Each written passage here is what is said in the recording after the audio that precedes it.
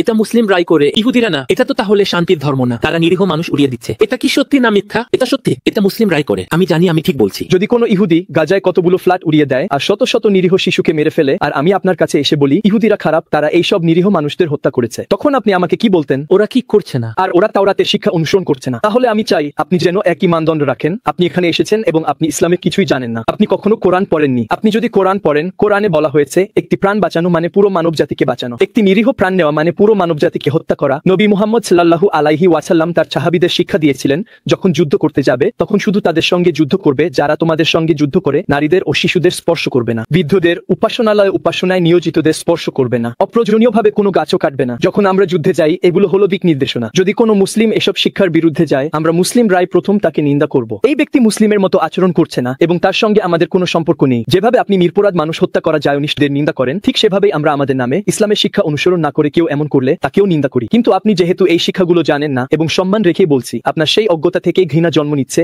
যা আমি এখন আপনার শরীরের প্রতিটি রন্ধ্রে রন্ধ্রে দেখতে পাচ্ছি।